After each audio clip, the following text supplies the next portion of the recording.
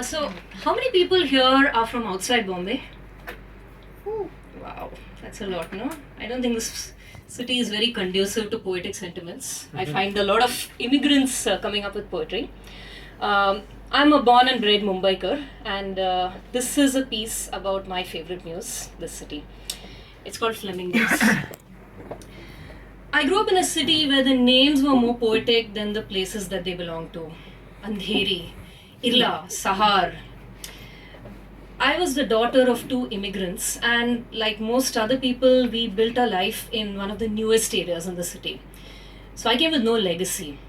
I knew the 2 kilometer radius around my patch of land, and I knew it really well. Seriously. I knew how many black pigs there were in Marol village, how many potholes there were on the road to Sahar airport. Everything else was just another jungle.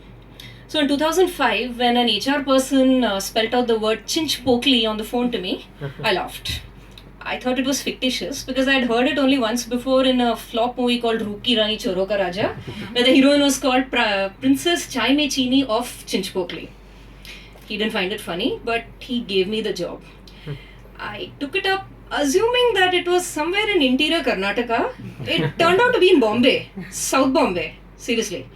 But not the South Bombay of the posh girls and the Parsi accented English. The South Bombay of the mill workers. The mill land, which had the legacy of this city, written by the mill workers riding the textile boom way into the 80s. It was all dead by the time that I started working, lost to labor strikes, union problems, negotiations.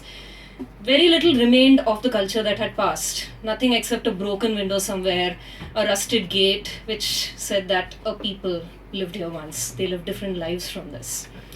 I walked in every day into that place in my Louis Philippe outfit and my high heel boots. New economy striding in, taking over the old. And the poet in me joined hands with the historian because I was looking for my own identity in this life that had been given without a legacy, and I started to find it in the history of the city that made me me. Mills to malls, I wrote. Walk respectfully when you tread over the bones of my city's history. It sounded nice. A year later, I was battle worn by the struggles of the corporate world. Politics, ladder climbing, presentations, plastic smiles. I'd earned a promotion, also a backache. I'd become one of the city's many minions of toil, just like my ancestors before me, the mill workers. One day I took a walk down the back road behind my office. I stepped out of the gate and it was like the entire place was frozen in time because everything looked the way I remembered from the 1980s.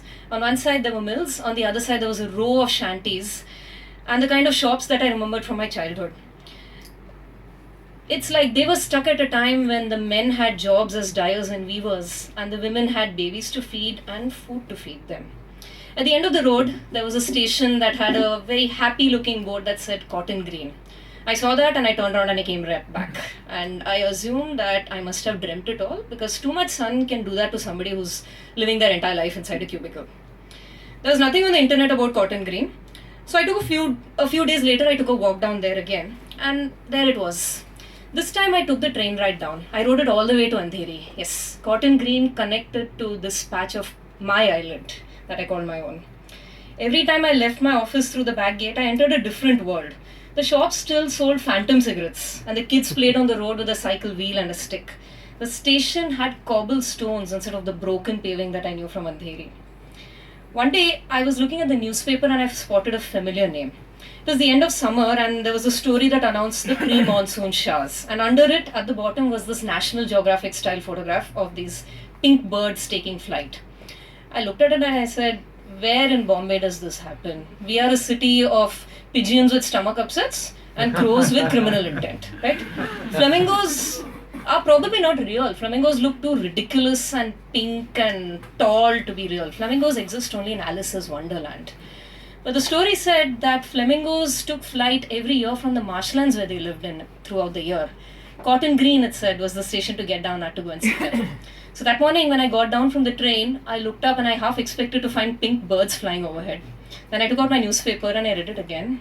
Cotton Green, flamingos, real place, real birds. To my right and to the west was the old mills and my office. the city palpitating in towering construction and broken buildings. And to my left, there was this sea of green under sunlight, the kind that you don't really, that shade of green you never really see in summer in Bombay. I figured that the marshlands must be just beyond that. Tomorrow, I said, tomorrow I'll go and see the flamingos. That evening, I took a cab back home, and the next morning, I took a flight out of town. I came back only a week later, and then my pass was not valid, and it took another 3 days before the pass was made. By the time I came to Cotton Green Station again, the rains had started pouring. I hoped that the flamingos had had a nice flight, and then I thought I was dreaming. It's a nice dream for a Mumbaikar to have on a train ride. But the next year, the newspapers carried another story and another picture of the flamingos. This time I said, I'll really do it. I will take the train and go down, and instead of taking the right road going to work, I will take left and go and see the flamingos. Tomorrow will be that day.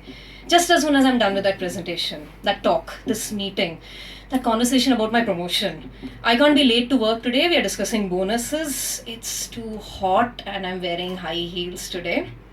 Pre-monsoon showers arrived, and that June I got transferred back to Andheri.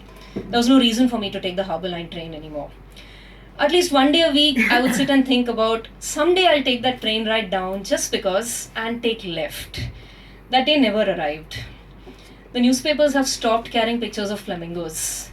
Cotton Green has been dubbed Lower Colaba. The mills have been raised and there are multiplexes and malls over there. I don't even know if the marshlands exist there anymore. But I live and breathe among people who struggle with service tax and office schedules and train commutes.